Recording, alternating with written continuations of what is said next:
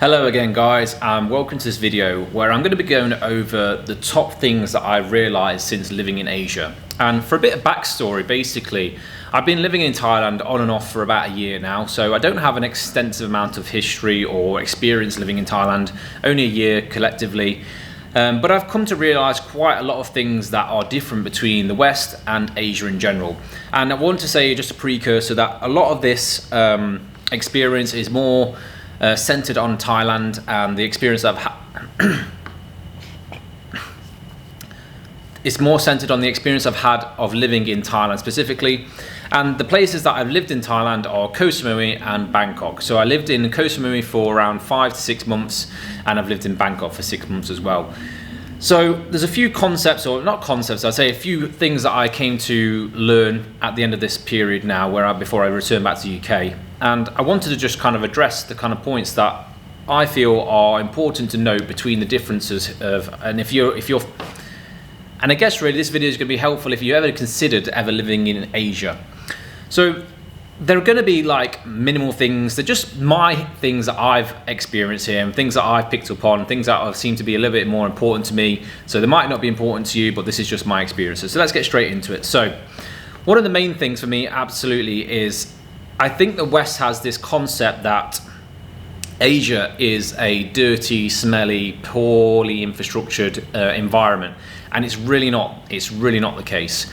In actual fact, to be honest, in Bangkok especially, the infrastructure in terms of the public transport and stuff is fantastic. It's very clean in a lot of areas. Of course, if you go off to some of the other side streets in the poorer areas, then there's going to be that kind of that aspect. But in general, 90% of Bangkok is very clean and very well organised. And with it being so busy as well, it's actually quite a testament to how well the system works here. So it's not like that kind of aspect most people think it is when you get here. Another point is phone signal is a million times better than the UK and Europe in general.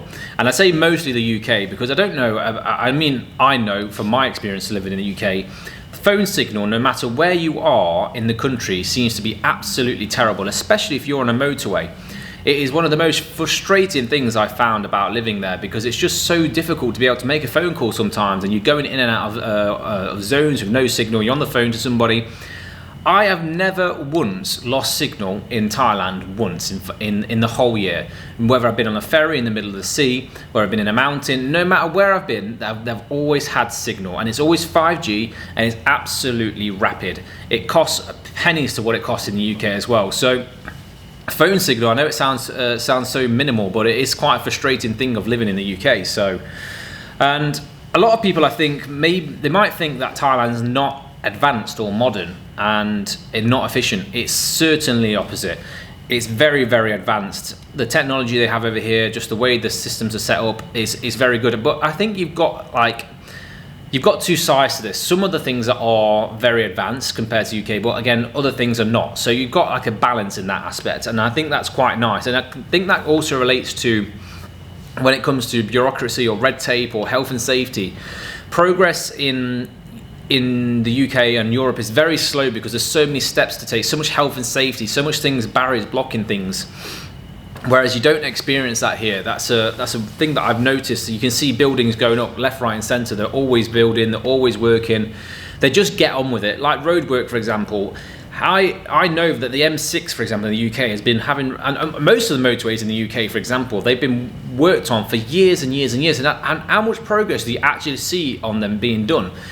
Think about the smart motorways. Whoever came up with that idea in the UK is an absolute retard, in my opinion, because they just don't work.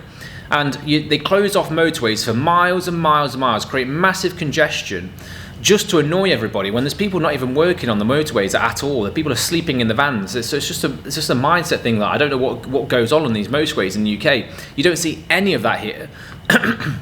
You don't see any of that here. They're just working non-stop, night and day, and things just get done so much quicker. That's what we need in the UK, for sure.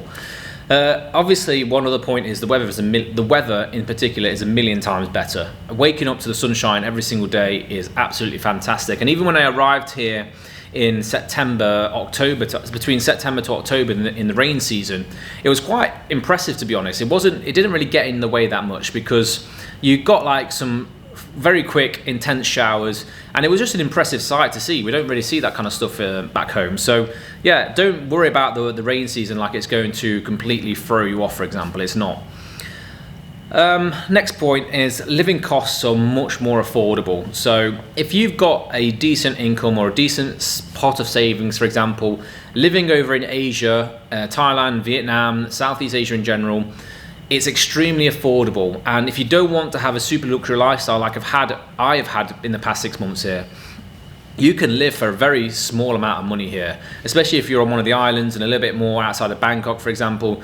You can get an amazing quality of life for very little money. So if you've got like, like 100 grand and you want to spend 5 years here, you could easily do that. No problem at all.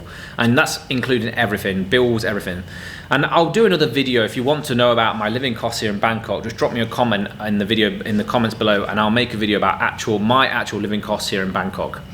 So moving on, you don't get ripped off in trapped consumer style positions. So what I mean by that is, say for example you're at an airport, or you're at a ferry crossing, or you're at a tourist trap or tourist area, all these kind of positions, you do not get ripped off in Thailand for these kind of things, because that is something that really grinds my gears in the UK, where you have to go to the airport, you've got to pay to be dropped somebody off at the airport, you've got to pay to now get a trolley, you've got to pay everywhere for anything now in the UK, no matter what it is. And it's not just normal payments, they're just taking advantage of every single consumer that comes to that position. For example, parking in the UK at an airport, to drop somebody off, it's £6 at East Midlands Airport. To go in for 10 minutes, drop somebody off at the airport that they need to do, well, it's just absolutely ridiculous. There's none of that here. There's none of it. And even when you do get to these kind of captive customer positions, there is no ripping off. They're just normal prices, and that's just a really nice feeling, because it's just not, no matter how much money you've got, being ripped off is not a nice feeling, okay? Because you're just being taken advantage of. So that's a really positive thing about living here in Asia.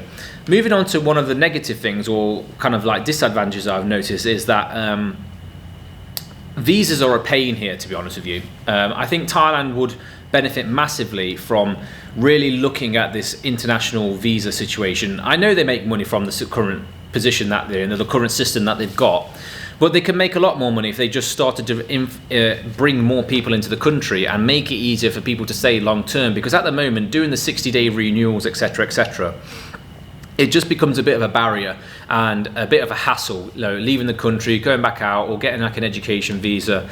It's a bit of a hassle in my opinion, so they could make that better. Driving is very hectic here, so if you plan on driving and you've not got much experience, I wouldn't bother, especially in Bangkok. You do not need a car, you don't need a motorbike. Grab is a fantastic app that allows you to just do everything. In fact, that's one of the points I haven't really written down before, but Grab, if you haven't got it when you come to Asia, make sure you get it, because it is an all-in-one app for taxis, food delivery, get an assistant. There's so many different things on there. Like, I don't know why people have not done this in the UK. Well, I do know why, because the cost of labor to get this kind of thing working wouldn't work in the UK, because people are not going to work for the prices. It would just become unaffordable. Whereas here it does work, and it's a fantastic option, and it's a great way to get around the city, and just makes life so much easier, to be honest. It's a fantastic app.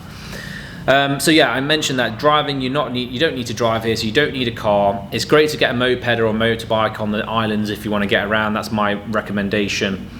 So yeah, definitely think about that. Now, healthcare, I did have an experience with this as well, because Jack, we were boxing, I broke my nose, I had to go to hospital to have it fixed.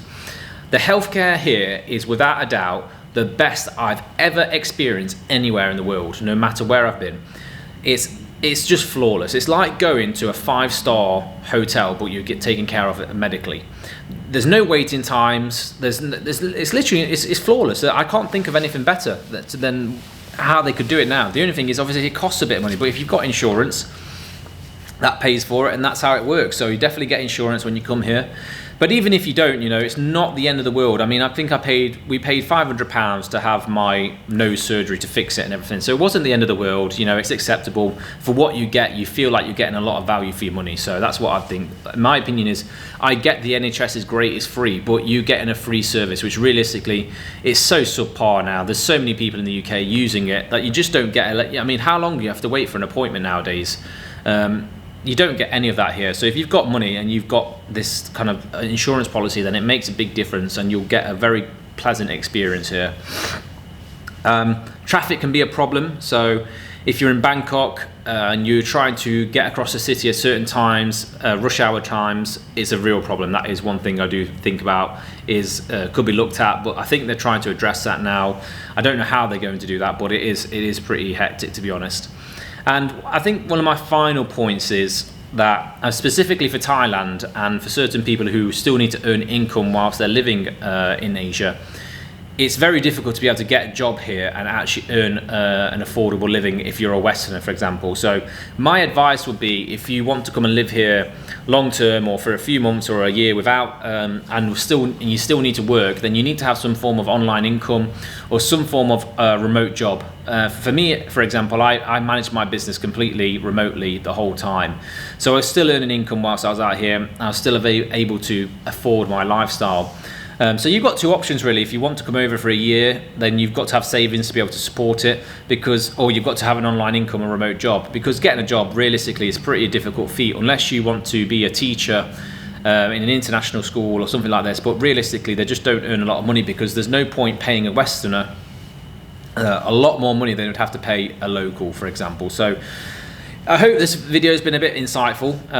I just wanted to basically list off the things that I noticed. But yeah, if you enjoyed the video, drop me a like, drop us a subscribe. I'm going to be making regular content again now. And yeah, we'll see you on the next video. Thanks for watching.